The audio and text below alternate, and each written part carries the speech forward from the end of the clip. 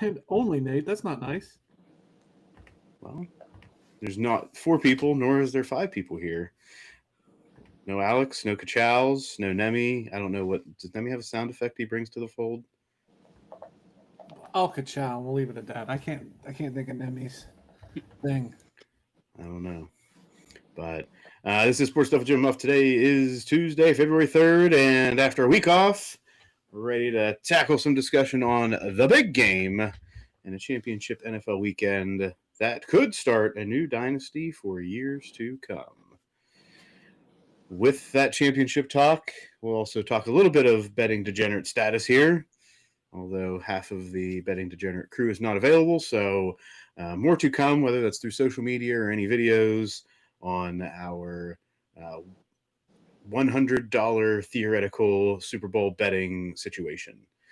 Nate, are you in this year? I feel like you did this last year. In what? The betting? No.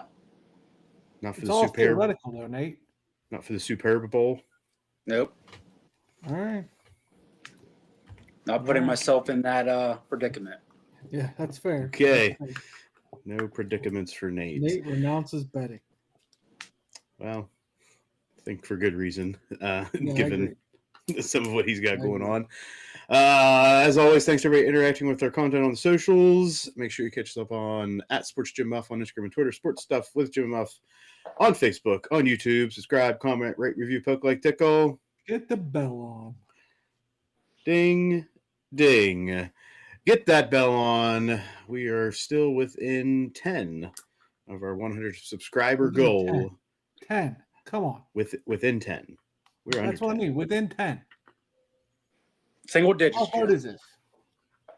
I don't know, Nicole, if you're listening, because Alex isn't on this week, tell your friends so you can get a damn prize. That's right. Do that. I feel like there's an opportunity. I mean, this definitely goes against a little bit what I've been trying to do in this whole situation, is just to put a random QR code at the bar. Yeah. See what pops up. Yeah. I mean, you may or may not have one on a shirt, so why not at the bar? I don't see why not. It's an opportunity. We'll have to discuss this with the as long as it's at the bar and not the restroom at said bar, I think you'll be okay. Yeah. Well, I mean, that's even a good spot too, above the toilet. I don't see a problem with it. Above the urinal. Oh, I'm sitting I don't know if you want a QR code in the restroom anywhere that says, link this to Muff. Oh, no. You just put the QR code up. There's no context. You just see a QR code. People will scan it. Mm-hmm. Whether or not there is any prompt to scan it or not, it's just going to get scanned. We're not going to put any context. Just let it be. So talk to the proprietor of said bar to see if that's even possible. The proprietor. So we'll get there, peeps. We'll get there, and then we'll get some prizes from Harper and Company. Harper Company. All right, let's get into some lead off here. First, screw that damn groundhog. I knew he was going to see a shadow. I don't understand. That shouldn't have been a mystery. He's about to come out to white. Nothing but white snow. How do you not see your shadow in that? I'm just looking for a little bit of a break, Jim. Maybe a little bit of hope. I mean, they should have put him in a natural environment that's not white snow. It's impossible. I mean, that is the natural environment right now, isn't it? But I mean, give him a fighting chance. Clear it out. Give him some turf to see. Yeah. A little bit of something. Punxsutawney Phil did see a shadow. 6 more weeks of winter. So goes the lore. Yep. With winter continuing, we may be a little bit more of a better spirit for the Winter Olympics, which are starting here within the next, 7 days? Was it a week? I think it starts on Friday, doesn't it? Opening ceremonies? Even closer. So I don't even know what the schedule is. I'm sure that I'll catch some of this in the evenings because why not? But one thing we do know about the Winter Olympics is skier Lindsey Vonn is going to give it a go after tearing her ACL in her last tune-up with a crash into the netting prior to this Olympics. I don't think it was just an ACL. She ruptured it. Ruptured the ACL. is what I read before the show. And then she gives it some practice runs. Now, I'm not a medical degenerate, but I don't understand. I don't get it. I don't. I'm unsure of how like the skiing motions. Like obviously, you need It's your probably more knees to work hips, right? properly. I mean, having never screwed up an ACL, I'm not sure how that goes. Only the MCL for me. But I mean, from a skiing standpoint, logistically, it's hips, Ankles, right? hips. I mean, you're squatted, so I mean, however much that gets into the use of those ligaments in that This is way. I why mean, I asked would you think this it's show. not as much of a sudden change of direction Correct. Right. off of one leg like a basketball or a football is, but it still has to hurt like hell. But if you shoot it up and you tape it up and you brace it up, you basically can run on it, right? Like not run, but like you can go on it. Yeah, she just has to get in touch with a hockey guy, and they'll get her some good stuff. That's what I mean. Give her the pads. Yeah. Let her do her thing, but definitely, I mean, that'll be all eyes will be on that. That's a good storyline. It's a storyline. It'll be to be determined if it's good or not. Going into the Olympics. Anything else about the Winter Olympics that we are pumped for? Any particular events?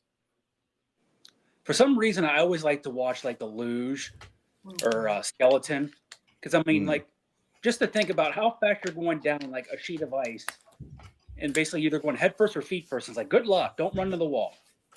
Yeah, I think that's more the concern, right? In this situation is you wreck again. What's the outcome? Wreck again? We're not talking about Lindsey Vonn anymore, Jim. Sorry, Joe came in mad at the kids. Oh, Nate was talking about like bobsled, luge, skeleton. Well, I'm back to Lindsay. If she wrecks again, what happens? To be determined. I don't know. Bobsled, you wreck, you just toast. But no, the question posed, Jim, was: is there any other Winter Olympic sport you're looking forward to? Oh, curling. Okay. Hands down. Jim's you can bet curling. on it now. I'm sure there's a lot of Winter Olympics things you can bet on, like Yeah, probably all the hockey and everything, right? Who I'm betting on Canada to win. Canada to win. Canadians curl. The curling Canadians for the win. I'd say usually get most excited about speed skating. That shit freaks me out. Because, like, especially when they're racing against each other, like, you're just basically a human cutting device if you fall into somebody. I mean, it's the same thing in hockey. You see all the guys that get cut on forearms and necks. Yeah, I understand, but they're flying. Mm-hmm. Something about the velocity and the blade on the foot just trips me up. You know what else is a weird sport to watch is ski jumping. Yeah. I never understand how they get points. Yeah. I think it's how far they go in the air. And but there's like style points too. Yeah, the form. They have to stay in like the perfect bullseye dart. Not a fan. Not a fan.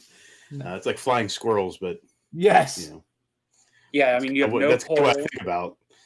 But yeah, it's like no poles in the world's longest skis, and you just go flying down a chute and go flying through the air without a parachute or nothing. You are your own parachute in this case. Speaking of weird athletic feats, we had Alex Honnold climb Taipei 101 free solo in 1 hour 31 minutes. Anybody watch this? To what extent is this athletic, and what extent is this just stupid? Like, there's a line there. Yeah, it's right down the middle, 50-50. Because he's not tied up to anything, right? Correct. Nope. So at some point, it's like, good job, you can climb real high, but you're dumb.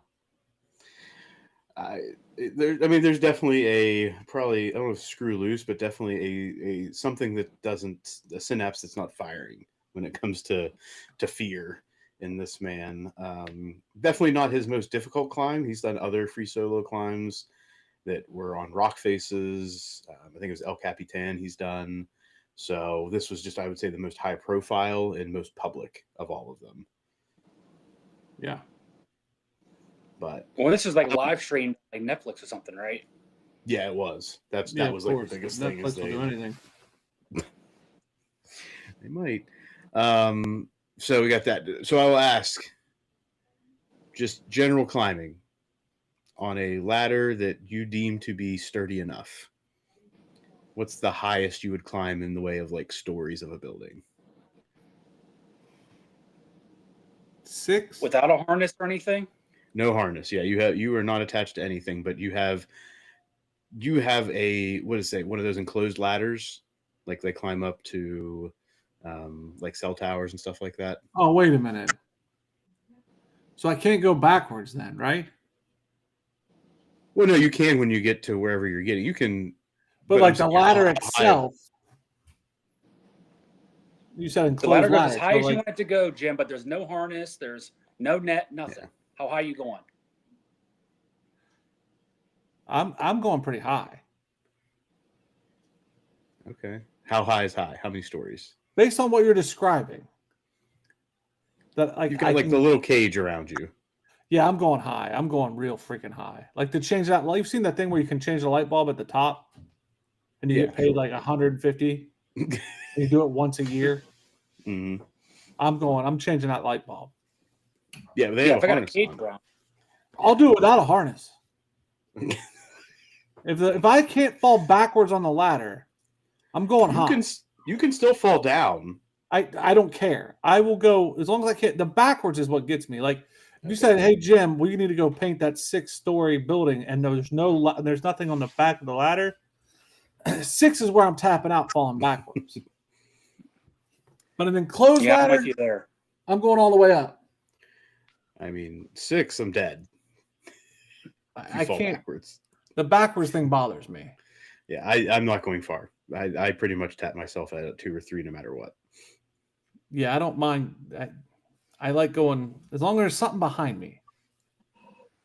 Even then, no, not doing it. Sorry, not going to happen for me. Now, Nate, did you give a number? I'd be with Jim there. If it's enclosed, then yeah, but at the moment there's nothing behind me and like there's a big gust of wind, I'm going right the hell back down. Yep. Yep. Now, the bigger question, I think, is how long will my knee last? You know what I mean? Like, Talking like physically climbing. yeah, will the knee tap out probably at 6 story? Like, all right, that's enough. So mentally you could go high, but physically it may not cooperate. For sure. Yeah, I would get the knee knocking. I'm not a fan of heights. Not going to happen. Not happening. And last in the lead off, Indiana Wesleyan is adding Mario Kart as a competitive game within its esports varsity program. So I saw this, and during the big winter storm of 26, I played Mario Kart. I don't necessarily understand how this is, whether it's esport or sport. This game in particular, there's not a lot to it. Like, and I haven't played Mario World. I haven't played Mario World. I just think, ugh. Like, I mean, there's not a lot of strategy. we were never engaged in like heavy competition with Mario Kart. Yeah, like sure. You wanted to hurt your friends. I just don't think this is worthy of it. Listen, re-enroll me if there's an opportunity here. I'm in. All right. You got all your eligibility left. I do indeed have all of my eligibility left. I can go forth and prosper. Get paid on Mario Kart, maybe. All right. What game? I don't know what all the other games that they have are. What game, aside from Mario Kart, would you want to have in an esports program? We'll say from more of our youth. Because Mario Kart's it for me. I'm in. I think Oh yeah, I'd be in just for that too.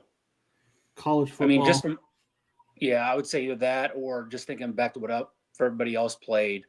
I just left my head. I just had it. Smash Bros. Yeah. Yeah, that wasn't it. Mortal Kombat. Junior Baseball. Oh, Mortal Kombat. Yeah. Mortal Kombat. There's another one. Tekken. Yeah. That was NFL Sega. Street. NFL Street. What about Ken Griffey Blitz. Baseball? NFL Blitz. I think I just want to play that again, frankly. Ken Griffey Baseball. Oh, I God. played that. With a home run derby. Ooh. Here we go. All right.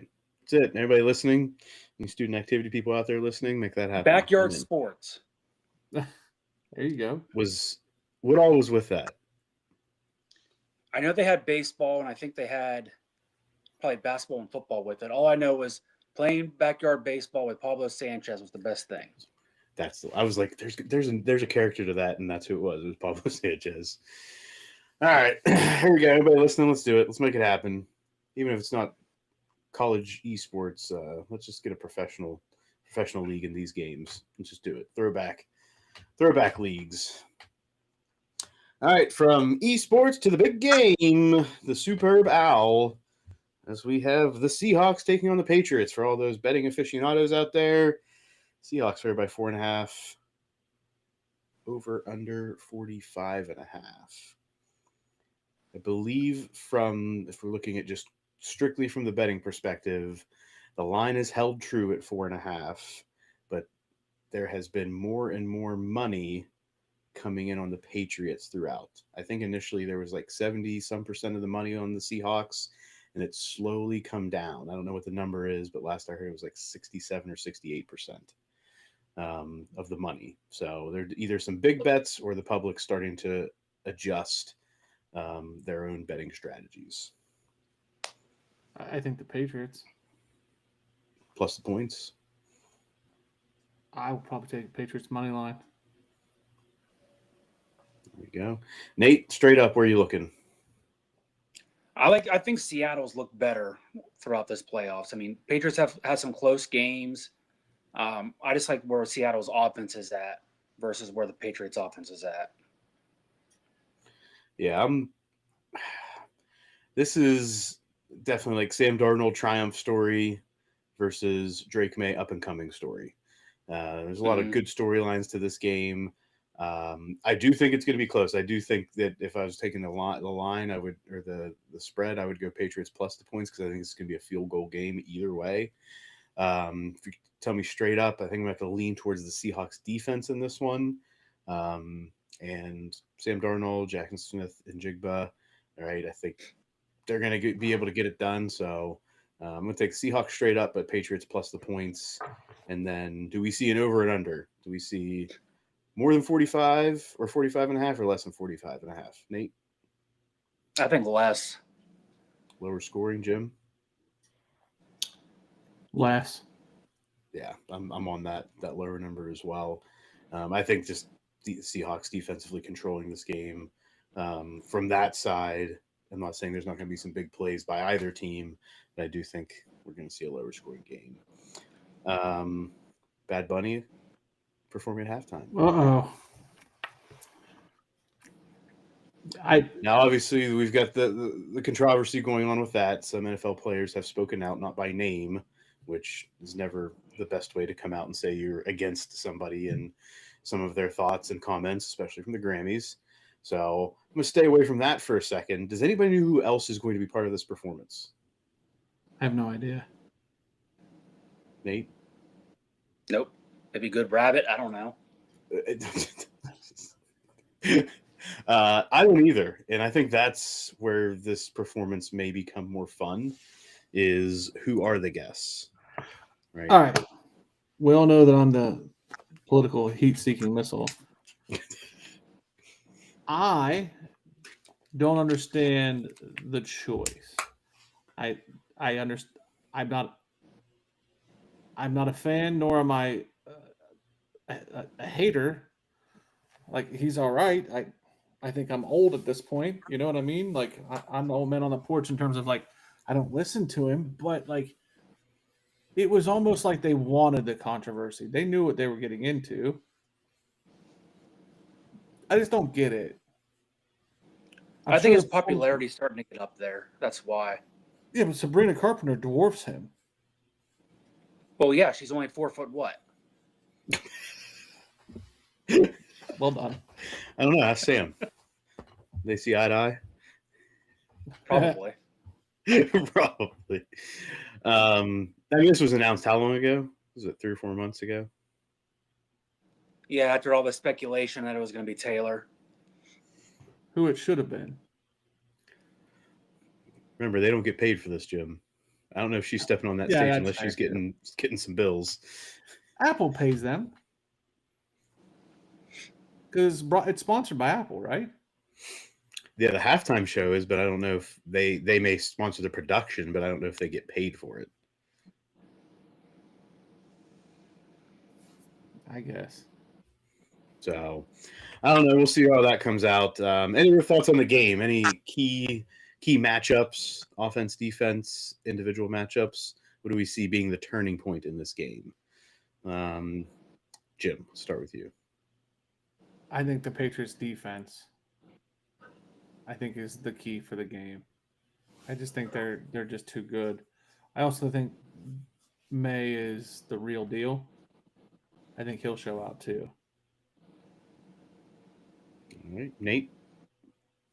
I think it's going to come down to which quarterback takes better care of the ball. I mean, we got two, I guess you can call them unproven quarterbacks, where knock on Darnold is, can he win the big game? He's been on his, fourth, maybe fifth team now, versus Drake May. He's only in his second season. So it's going to be a lot of, okay, you're probably going to see some looks you haven't seen before, and neither one of them has really made it this far. So who's going to be the one that makes the first big mistake? Yeah. That's fair. I'm gonna go with the running backs. I think the running backs are what allow these offenses to open up, and the team that can establish some run game is going to be the team that finds success and wins the game. So whether that's Kenneth Walker III, whether that's Stevenson, whether that's Henderson, right? Whichever one of those backs is able to get it going, and that doesn't necessarily exclusively on the ground. It can be out of the backfield, passing the ball, catching the ball as well. I think that's going to be the deciding point, because that will allow the rest of their offenses to open up against solid defenses. So I'm going to go with the running backs, the key to the game. That's fair too. So, yeah. Any other thoughts on the big game? You doing anything special? I'm glad that's an earlier start than normal. Was it like 6:30 start? Yeah, Love which that. is probably like a 6:45, 6:50 kickoff, but that's still better than 7:30, 8 o'clock. Mm-hmm. I do have the heat-seeking missile again, and I'm not going to go deep into it. I just found it very odd that the headlines tonight are no ice at the Super Bowl. Obviously, like, we mean the federal government agency. Why? And I get the climate we're in, but like, okay. Like, all right. I don't know why that's a headline. I do know why it's a headline, but like, I hate the environment we're in right now. That's my. Guess what this is going to translate to, Jim? What? A lot of eyes from the end of the second quarter until the beginning of the third quarter. I guess. For whatever reason you're tuning in, you're going to tune in. That I can Yeah. say. And then I did see that Kid Rock on the Truth social network is doing his own halftime performance. Why are they getting into my football? Like, why are we politicizing everything? Stop it. Who would you rather see out there, Jim? I don't really give a shit. Leave my shit alone. Like, football, and this is not to shut up and go play sports. Like, if a football player wants to come out or a basketball player wants to come out and have a political take, so be it. What I don't want is the political world coming into my sports. There's a one-way street here. It's a one-way street, damn it. The athletes can speak out and have their opinions, but left, right, or indifferent. They can say whatever's on their mind.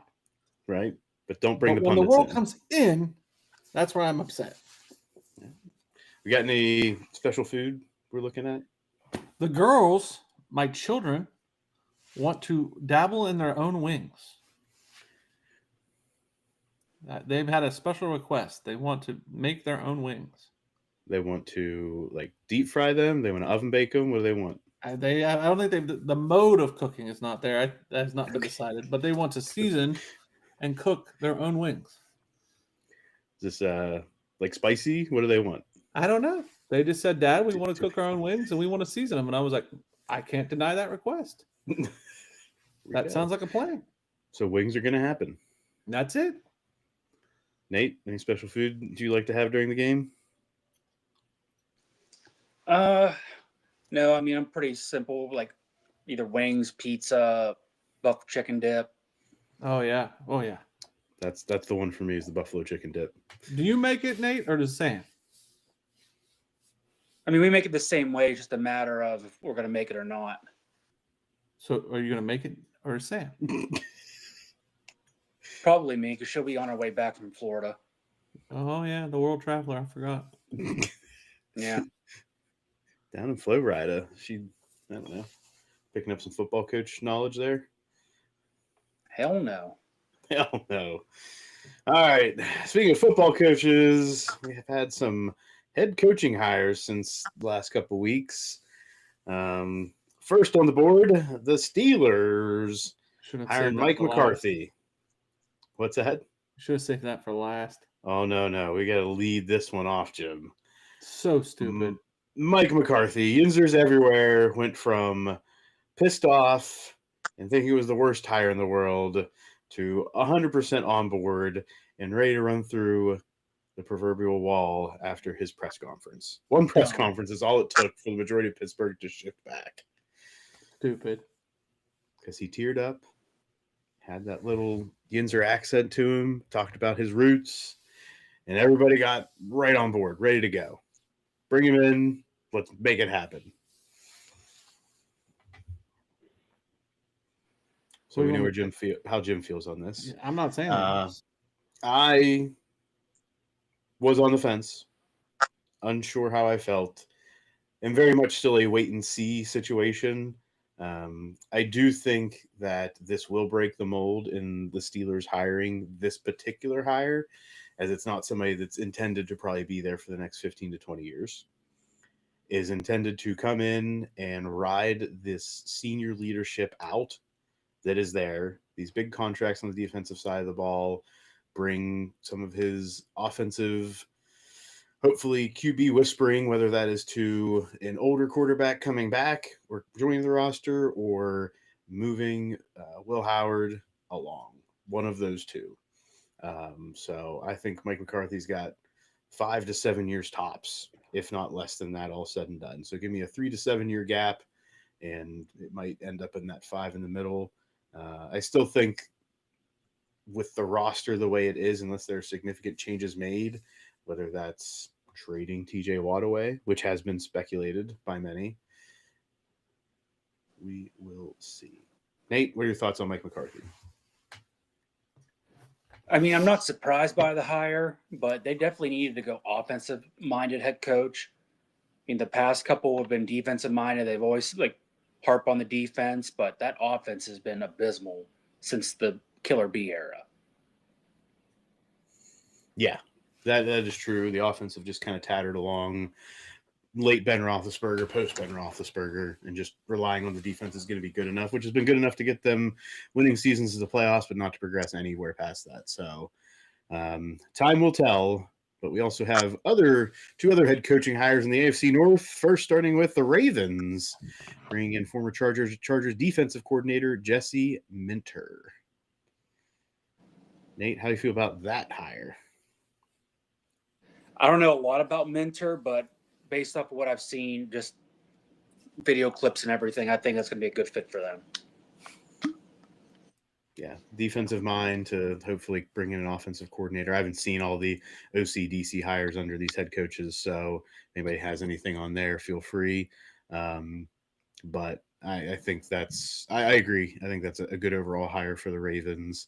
Definitely somebody that many of these head coaching vacancies had come in for interviews and put that through. So, Jim, any thoughts on that hire? It's going to be interesting. I think this is a hire that's safe for the offense. I think it's going to let the offense be status quo and let them do their thing.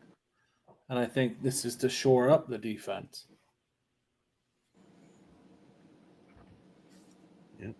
Next, the Browns. We don't have Nemi to give his thoughts here, but former Ravens offensive coordinator Todd Monken becomes the head coach in Cleveland. So an in-division hire, an in-division hire here. The offensive side of the ball for the Browns, which is obviously the area, much like the Steelers, where they have been lacking.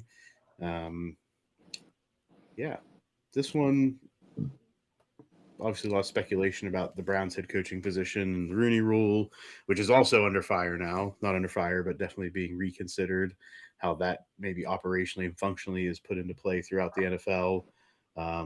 But in-division hires, Ravens OC goes to Cleveland Browns. Any thoughts on that, either of you?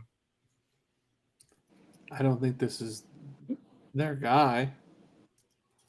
I think this is what they had left. Like, this was the Browns who should have jumped way earlier, and the Browns are the Browns.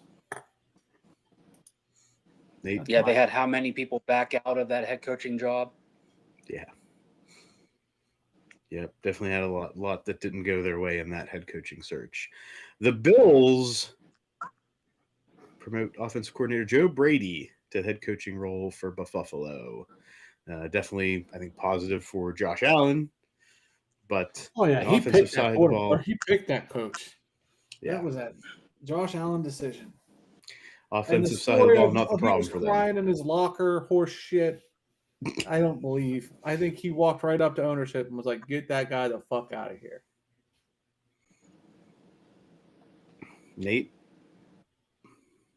I don't see how this is an upgrade in Buffalo by any means of the imagination, unless they go out and get a big name DC. This was a personality conflict that got solved. It did get solved, 100%. The Cardinals hire former Rams offensive coordinator Mike LaFleur in the job that was, I think, the least desirable in all of this head coaching search. I'm not even going to ask about what we think about this hire. I'm going to say over under 3 years of how long we think he lasts. Under. Nate? Given the last regime, I think it's going to be over because they're going to try to give him some leeway. Okay. I'm going to go with under just because it's going to be a dumpster fire and there's going to be some head that has to roll at some point here. And unfortunately, I think he's the one. And the last, the Raiders are expected to hire Seahawks offensive coordinator Clint Kubiak after the Super Bowl. Have we talked? I'm sorry. Okay, good for the Raiders. Did we talk about Stefanski and Saleh last episode? I'm sorry. Yeah, they were on there before. Okay. So, I mean, definitely an upward trend there for Kubiak going to the Raiders. The question will be, how much slack does he get? Obviously, bringing in either as a rookie quarterback or a new quarterback into that system. How long do they give him to make that work? And will Max Crosby still be there? Right, he's been putting himself out there to potentially go. So definitely a lot to be proven for the Raiders. I think for all the ones we have on the board, these 10 coaching positions, none of them went to the college ranks. And that to me is interesting. Like, nobody went and grabbed a college coach. Like, I didn't even hear rumblings. There's a lot of nothing that ever got any real traction. Right. There were names, but nobody ever. Right. Nobody ever really believed any of those college coaches were going to make this jump. And so, like, take a team like the Browns or the Falcons, like, or even the Raiders. Why didn't they take a look? What is it about? Is it those organizations didn't feel like taking a risk, or they were tired of taking a risk, or was it the college game doesn't translate? Is it the money? What is it? I think they needed someone that's had the NFL experience to try to get things going right now. like of those ones you mentioned, I think the Falcons are in the best position to win now. So you go and get a Stefanski who's been a head coach, who's been in the league, AP Coach of the Year. I think that's the best hire for the Falcons versus anybody in the college ranks. I mean, the only guy I could think of that his name got brought up at any point was Marcus Freeman.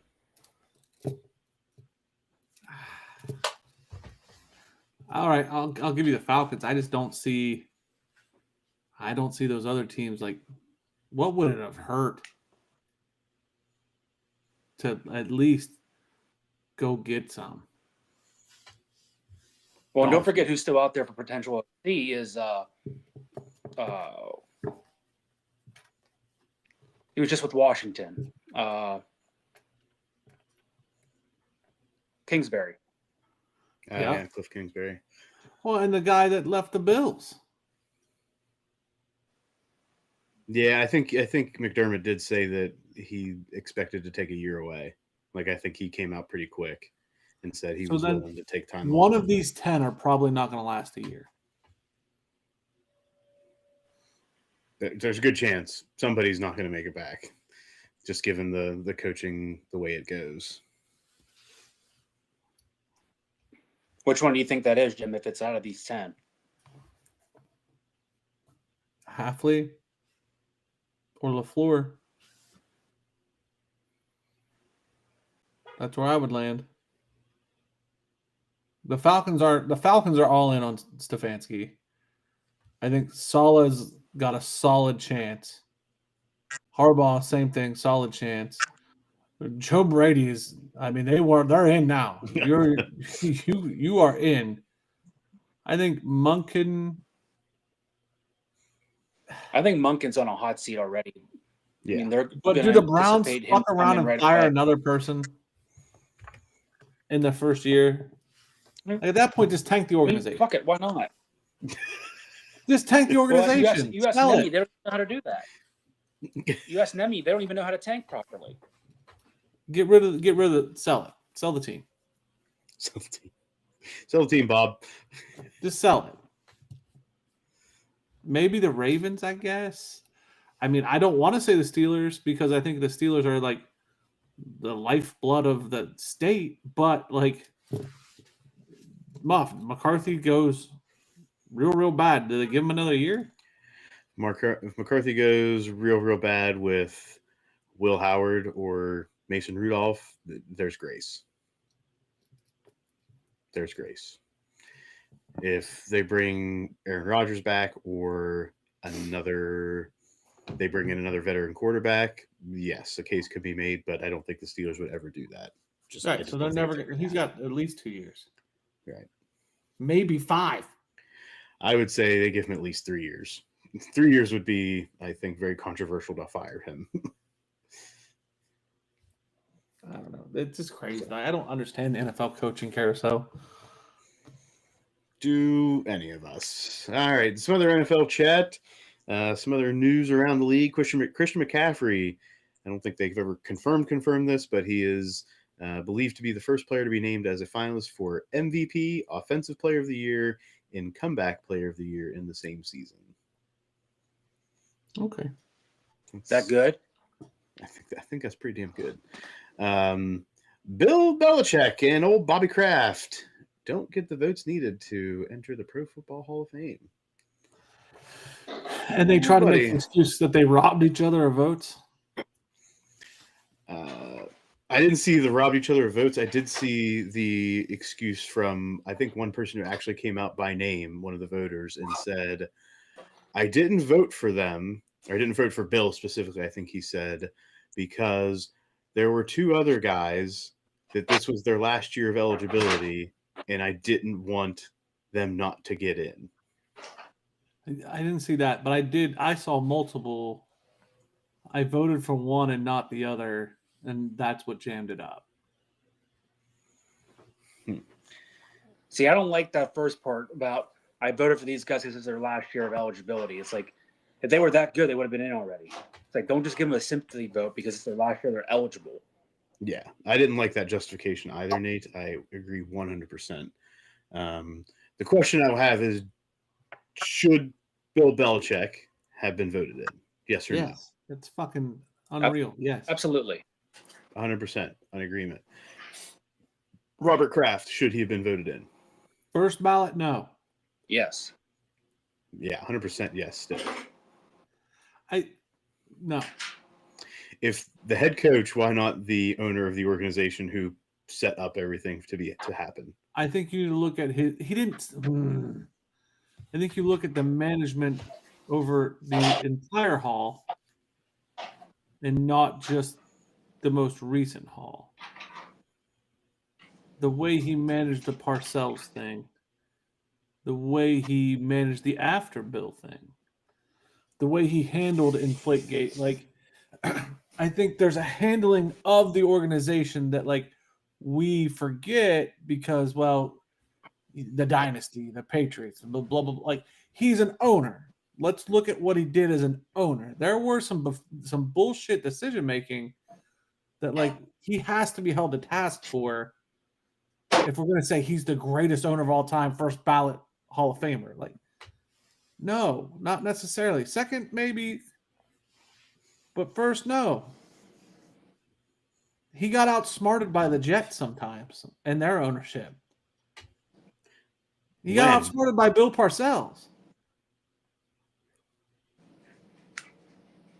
Because the Jets had a run here during the time? No, I'm saying in ownership decisions and calculated decision making, in front office decisions, he was green as dog or as baby poop. And some of those things that in years that he won trophies, and that wasn't him. That and a lot of the formula that Parcells and players. I watched the documentary Bill and Bill. Players came out and said that Belichick used Parcells' formula and evolved it into his own. There's no Robert Kraft did that. Now, did he afford it? Did he provide the money? Did he give the freedom to geniuses to do it? Yes. But in ownership moves, he made some bad decisions.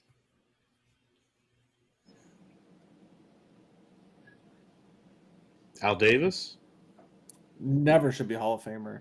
Okay. I just wanted to see if that added up on your end. Never should be a Hall of Famer. Okay. That's consistent take, at least. I'll give that. Yeah. Yeah. Jerry Jones? That's tough in my line of thinking. But for what he did for the league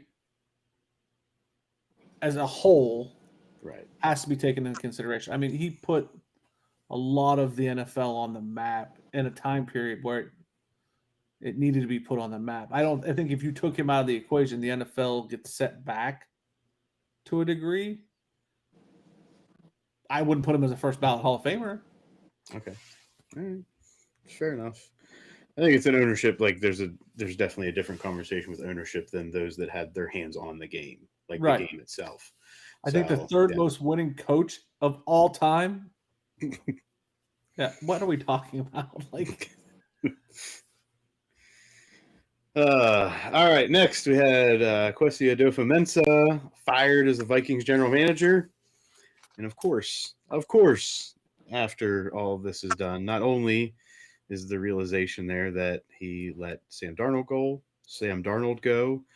Daniel Jones was on that roster too at one point, wasn't he, Nate? Yep. Indeed. After he got cut by the Giants. Bingo. He drafted no Pro Bowlers in his tenure, which albeit was about 4 years. And then the ultimate media post-firing leak reach that I have seen in all of this is that it was leaked that he took 2 weeks of paternity leave after the birth of a child. I was like, why is this what comes out? Like, of all the things that you're going to say, I actually heard some comments and some discussion on this is the fact that this comes out and there are people that side with this part of the story just shows you how absolutely insane and intense NFL like manager groups and stuff like that are. That like that comes out and people are like, oh yeah, that is a problem.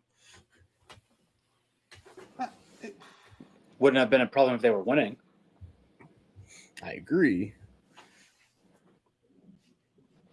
I contend what is the other side of the coin? If Tails. the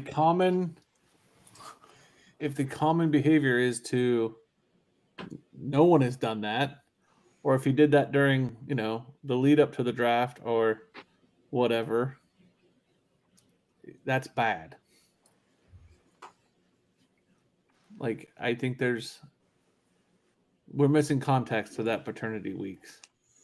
I believe it was like in season, or like not close to a draft, but leading up to a draft. It wasn't like off season. Not a great decision.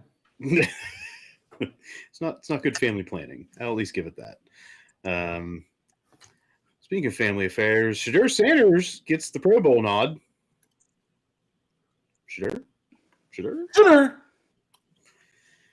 Justin Fields turned it down, and Joe Flacco gets his first Pro Bowl nod, which I think all of us were surprised by that when we saw that come out. Justin Fields turned it down. Moron. Very surprised. What'd you say, Nate? I said very surprised with the Joe Flacco thing, and then I also saw that this says now we have 2 Browns quarterbacks in the Pro Bowl. That's true. And if there's any statement on the current status of the Pro Bowl, we have found it right there. All right, let's move into some college football talk. Jim, I think you put this in. The college football, the playoff thing, the organization that runs the playoffs. I don't know if they're like the committee. What would you call that, Muff? It's the college football playoff. I think they are a committee, but I think the college football playoff is an organization itself. Right, organization has decided they will not be playing a game on New Year's Eve this season to avoid playing against the NFL, as they have an NFL Thursday night game. They finally have decided you win and are not going to play on New Year's Eve. Yeah. I think I saw, and I did not look deeply into it, it was like the top 50 live broadcasts of the year, and it was like 30 or 35 of them were NFL games, and I think 8 of them were college football games, and the rest were just one-off types of live events. In related news, Jim will be going out for the first time in 2 or 3 years on New Year's Eve. What's the Texans play Thursday night? I still will go out. Okay. I'll say if they're not having a college playoff game, there better be a hell of a primetime game for the NFL. Yeah. Yeah, we'll see that schedule drop. It'll be fun. We have a follow-up here on Darian Mensah, which we talked about before with the whole kerfuffle with Duke and Miami. Ultimately, Duke allowed the opportunity for Mensah to go in the portal and not just go in the portal, but to transfer with some agreement being reached, which was undisclosed, to head down to the Hurricanes. Their quote, "Through close collaboration and principled negotiation, we have successfully navigated an unprecedented path, one that has now reached a full, fair, and mutually agreeable solution." That was Mensah's agency's quote from Young Money APAA Sports. A source close to the situation told some ESPN reporters that Duke's lawsuit was always about upholding a contract, sharing that the school was eager to move forward and not engage in a protracted legal battle with a student athlete. Again, Duke did not release the settlement terms, but said the agreement addressed the school's primary issues. Is this good or bad for college sports? Neutral. Bad. Neutral, Jim. So what are the pros and cons that you see if you're going net neutral? I don't think it changes anything. They're going to have these settlements. Duke had an opportunity to change the game, I think, by disclosing the settlement and saying this is the cost of fucking around and putting a stop to it. Like, they had a golden opportunity and chose to keep it private, which means they cared more about getting their money back than changing the system. So they got theirs. kudos to them. They let go of an opportunity, which is sad for college football, but that's the kind of shit that like Georgia and all of them have been doing. So they followed the trend. So I say it's a draw. All right, Jim goes with the draw. I'll go with I'll go with Nate. I'm gonna say this is not good for college football. I do agree with Jim in the fact that Duke had an opportunity to release these settlement terms to at least put some type of benchmark out there on how this could be resolved. But I do think overall this is going to be bad overall for the transfer portal and these agreements. Whether that's bad in the way of more student athletes are able to get out of them, or bad in the fact that schools are going to lock them in even tighter and create the non loophole possibilities. But what do you like more? Like, what do you know? Do you not want them to be able to leave? Do you want them to be able to leave? Like that last comment confuses me. Well, I think it can be bad both ways. If the portal continues to be the Wild West, we all know what that leads to. And if Well, what does the it lead to? schools- What does it lead to? exactly what we see now. Parity in the playoffs? I don't know if the transfer portal is directly led to that. When did we ever see Indiana win a national championship? That was partially portal related. I won't disagree with that. I think bad from the terms of players continuing to just jump ship at all times. That's what I don't like. I think Alex has said this, and I'll agree that I think there needs to be at least like a 2-year minimum to an agreement where, especially where there's significant funds changing hands. Like one and done, I don't like. Like I don't like it in college basketball, and I don't like it if that's the way that college football is going to play out. Do you like the fact that kids are getting paid? I'm fine with that, but put an agreement in place that there's a standard 2 years. But that's Player locking for- them in. Locking them in for 2 years isn't locking in for 4 years. But 2 years and they're going to the league anyway. No, not one and done, not two and done. Like go to the league. I'm saying two. You have to minimally. If you go to some legitimate agreement, it has to be at least 2-year terms, and then you can go in the portal and go somewhere else. They go to the league after their junior year, right? No, go to the next team Right. from the portal. But like they can still go to the league in their junior year. I forget if it's age or time in. I forget what all those are. I don't think you can go after your sophomore year. Right. Maybe after your third year after high school, but not after your true sophomore year. Right. So you have to put 3 years in. How many are going 3 into the league? Well, because they don't have to anymore. They're getting paid rookie deals. You get 2 contracts in your college career then. If you want to go somewhere else after year 2, have at it. So on that third year before the league, you can go wherever you want, play somewhere else. Yeah, you can sign a 1-year deal if that's what we're saying. You can go 2 and then 1 and then 1, or 2 and then 2. I think you're splitting hairs. At least somebody's trying to, Jim. I think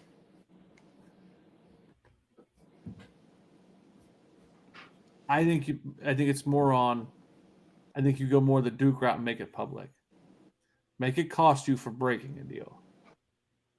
The deal can be whatever. If I want to bring you in on a 1-year deal because you're that damn good, then I'll bring you in on a 1-year deal. If I want to bring you in for 4 and you sign it, that's your business. I want to bring you in for 2, fine. But if you break it and you go flirt with somebody else, then it's going to cost you. It doesn't cost the student athlete. It costs the team. That's how Miami was going to get around this. They were saying, oh, your deal's 5. We'll pay for that 5, plus we'll give you 5 more. So then that whole parity situation goes out the door, because then you only have a select few teams or dozen teams. But that's the situation that's going to happen under yours. Not if you were inked to a 2-year deal, bar none. But Iowa cannot ink these big time players to any deals. Iowa doesn't have the money that these big time schools have. So that's from the start. We're still in the same issue then. Nothing's Right. That's why I'm changed. saying your contract doesn't matter. We need to go back all the way back to when we started this podcast and figure out how to create actual equality. But at least a 2-year deal. So let's just use this way. You have a breakout player at Iowa after their freshman year. Instead of getting to hop in the portal, you're playing for Iowa for the next year. You inked a 2-year deal because it was the best you could get at the time. You can't outperform that and say, pay me more money or I'm gone. You're in there for that second year, and you have to continue to show out before you can get that next, we'll say, contract agreement, whatever. I hate contracts in the terms of college football, but that's where we are. Okay. For now, I'll let that slide. Okay, thank you. Diego Pavia apparently is 5'9" tall. He's not going to make it in the league. I'm sorry, he's not Drew Brees. No. And he was listed at 6 foot. Yeah, of course. All year. No, I mean, Get his long studs in. Right. Apparently, long stud and standing on a platform. So yeah, I think that's going to hurt his draft stock. Not that people may not have realized he wasn't 6 foot, but I don't think people realized he was 5'9". It's a joke. Yeah. All right, Jim. I think this next one's you. This is more for Nate. I know how Nate feels about stadiums. Northwestern will open its new $862 million stadium in prime time. Oh, they already set the time, Muff. On October 2nd, Friday, so Peacock night, against Penn State. That's what they said, Nate. So if there's any delays, I want you to be Johnny on the spot with this. I feel like they're waiting until early October Not sure to what get you're this out. there, but Well, remember when we had the Vandy situation? And you were the first one to call out the fact that like half their stadium wasn't ready. So I'm putting this out there that well, it sounds like this stadium is going to be ready. well, for $862 million, it fucking better be, right? I think this is already pushed back. Like it was supposed to be ready at the beginning of this year, like Right. this upcoming season. Right. So if there's a delay for this one, I want Nate to bring it up. Be like, look at these stupid idiots. That's it. Continue with the commercialization. And also, let's debut it on a Friday night. Yeah. Thank you. I mean, at least you got a standalone game. It's like, yeah, let's go ahead and debut it on a Friday night when no high school kid. Yeah, when no high school kids can go to the game because they're probably playing. All the local communities are probably out there playing or on the road, wherever. But yeah, good job. Big Ten football at its finest.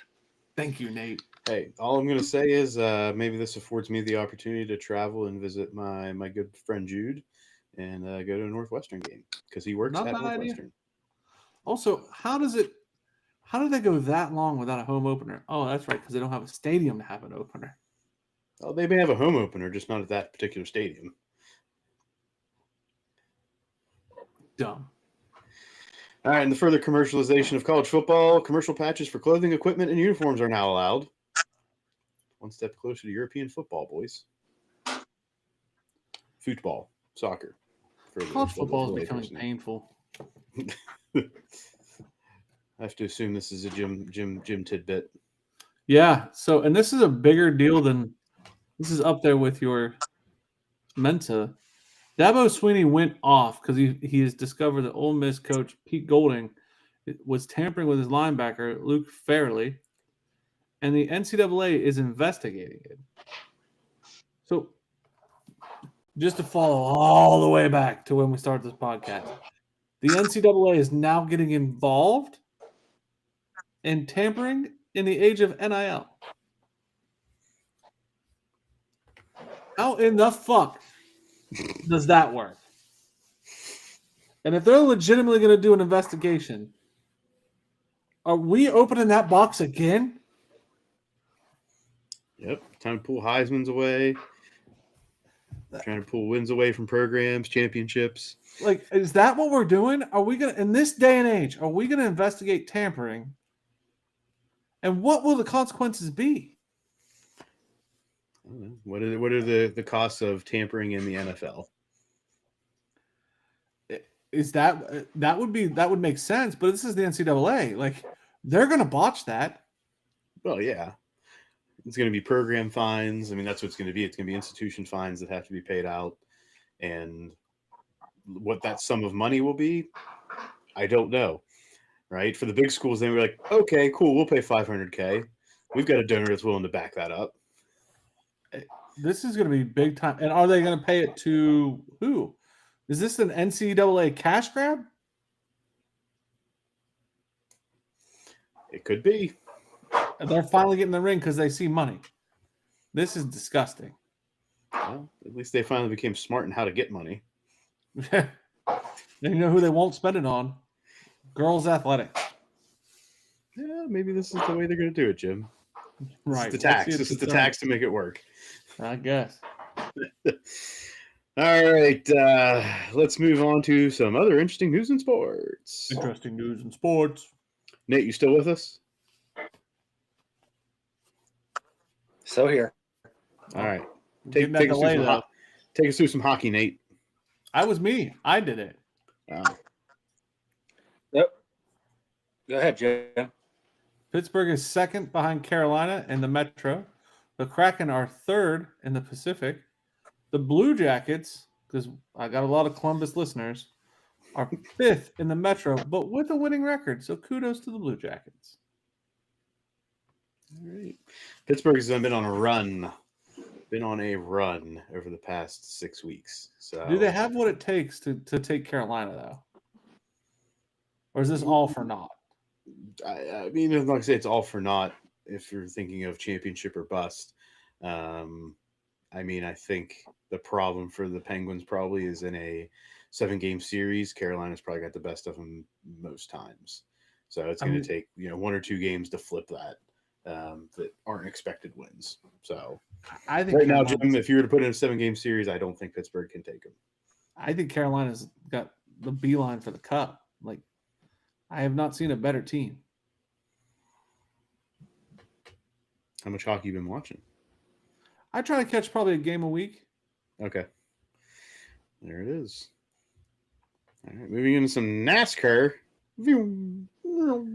Yeah, so start off with some sad news. The plane wreck that took Greg Biffle's life, the investigation came out and said that he was, in fact, not flying the plane, despite all the rumors and assumptions.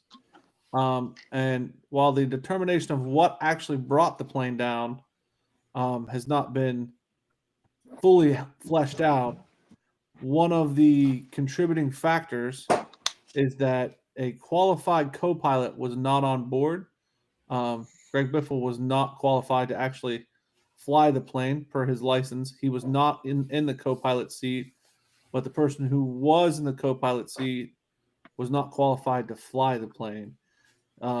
It was recognized that the controls or the gauges of the plane were failing. They heard that on the black box, but they believe had a qualified co-pilot been in that seat, the plane possibly could have been saved. So that is one of the contributing factors to the wreck. So, but that was one of those common.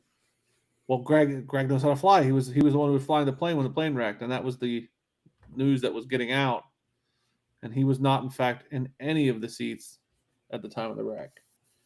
In other news, the Clash, the NASCAR preseason kickoff that was supposed to be held in North Carolina, was delayed until, depending on when you're listening to this, Wednesday of this week. We record on a Tuesday, due to snow, which is duh. You held it on the East Coast. I mean, I get it's North Carolina, but like still running that chance. How much snow is there? 3 inches in Cary. So it's like 1 to 3 inches depending where it's at. But in North Carolina, one little bit of snow and it's done. World shuts down. But the Clash has been postponed till tomorrow. Then the duels, which set your qualifiers for Daytona, are February 12th. And the big one, the 500, is February 15th. So a little bit of life after football. All right. It's been a while since it's been a couple weeks. We did not get to talk about the UFC fights, specifically the headliner of 2 weeks ago UFC as Paddy Pimblett, Paddy the Batty. Not so fast, my friends. Loses to Justin Gaethje, the highlight in a match that was good. I actually watched this. I don't know if you watched it, Jim. I know Yep. you talked about Good. it. There were a lot of people that were, down on Paddy the Batty on this one, but I still thought it was a good fight. There was some eye poke controversy there. One definitive eye poke, Yeah. one that was questionable. Like they still said it was a closed fist. He just caught it with a thumb. And a nut then- shot. Yeah, one that was stopped, one that was not stopped. Yeah. So I think overall Paddy the for me, I think Batty- it was good. It was good. I liked it. I thought Paddy the Batty, he couldn't be knocked out, and he sure as shit should have been. Yeah. His face looked like hell. I think if he bounces back from that particular fight, he has his champion written all over him. But Yeah. he couldn't get it done. He just didn't have it. And I think I question his power. Yeah, there was a lot of that during and after the fight of, he just can't sit up there and bang with the big boys. No. He's But he also didn't take it to the ground, which was very frustrating for somebody who likes that ground wrestling style. Mhm. That was frustrating. Like, first round, you couldn't take him out, and you were hitting him. The second round, you obviously cannot take him out with your fist, and his face is not phased. Like, if I'm hitting somebody as hard as I can in the face, and their face does not look like it has been hit, and my face hurts like a son of a bitch, I'm taking him down. Like, what are you doing? But he wants to hang and bang with him, and I'm like, what are you dumb? At least try to take him down. Shit. Yeah, definitely. Definitely some good. I mean, as always with Paddy the Batty, it's some good post fight press conference stuff in the ring. Right, brings a lot of light to a lot of things and isn't afraid to put his heart on his sleeve. So for that, sure. I applaud him 120%. Even in defeat, very gracious and has a greater cause to what he's doing. I would like to see him redo, and he probably won't. I'd like to see him redo some of his camp. Like, that was obviously a strategy issue for this one. So whether you trade the boxing coach to get better at the stand-up and add more power, whether it's a strength coach or just straight out strategy, like change something. And I think you can fit, because obviously you got a chin, bud. Yeah. So like change something, because the risk of getting knocked out's not there, and you prove it to yourself and the world. So change something up, add a new element. All right, from in the octagon to on the Resolite, wrestling season. This is Ohio State slanted because I did it, but I tried to add some. I tried not to be biased, but Ohio State beat Michigan 26-16, but two major upsets at the 184-pound. Number 9, Brock Montanaona. Did I do it decent enough? From Michigan. I haven't heard it ever pronounced, so whatever you said, I'm going to go with. All right. He upset number 7, Dylan Fishback, 4-1. And that made it 22-13. And then the heavyweight, number 7, Tay Gahadali, defeated number 3, Nick Feldman, 4-1 in a sudden victory. And that was the last one, making it 26-16. Those are two major upsets. And I think leads to question marks going into the next two Ohio State duels. Ohio State takes on number something, Iowa, on February 6th. And then when they go into the big one, number 1, Penn State versus number 2, Ohio State, on February 13th. Penn State has their shot at Michigan February 6th. So in terms of weekends, I'm going to spin that. Michigan has their shot at Penn State. Sure. Big 2 weekends coming up for the Big Ten in terms of the load up to the big one. So I'm excited for this weekend, and then obviously I'm pumped for Ohio State versus Penn State. And, whatever Angelo Ferrari does on the mat. Yeah. I don't know if I'm pumped for that, but it'll definitely hit the highlights no matter what. I'm excited. I think this is a good time for Big Ten wrestling. It's always a good time for Big Ten wrestling, Jim. Always. Yeah, and your seat sure is. I mean, Big Ten overall is still the premier conference, regardless of where Penn State falls. If you're a Penn State fan, you beat Ohio State 10 years in a row, or 10 duels in a row. It's kind of hard not to be like, yeah, it's fucking awesome.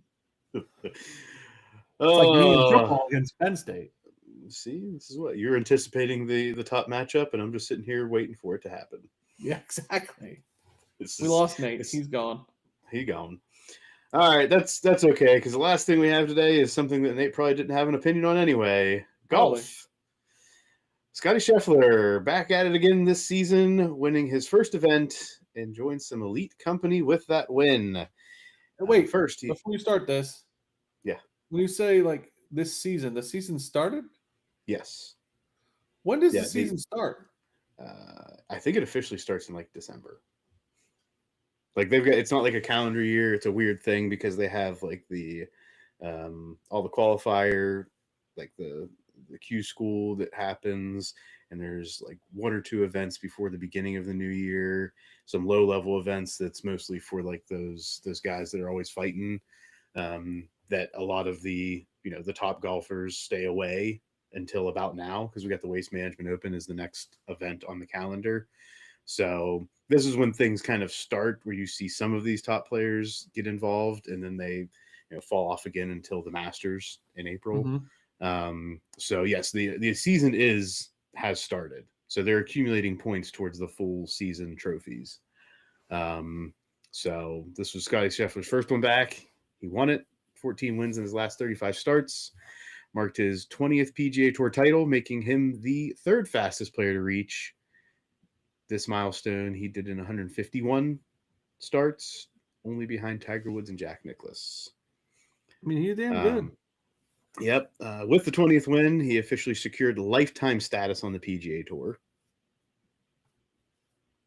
So he never has to qualify again if he does not choose to. Why not? Sure. And Scheffler, as of early of this year, maintained his position as the number one in the world over 150 weeks and has 4 majors in that almost 3-year time frame.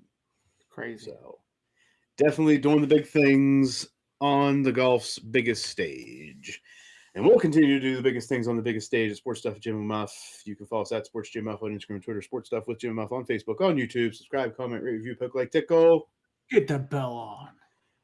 Ding, ding. Get that bell on. You're going to be able to find me as a guest on ZMC Sports in the coming weeks. Cool. So if anybody wants to follow them, ZMC Sports on YouTube. They don't have a social presence yet that I have seen. But some college kids following a dream, trying to make it happen. ZMC Sports. And to help this rocket ship keep going up, up, up, and away, make sure that you tell a friend, make a friend, be a friend.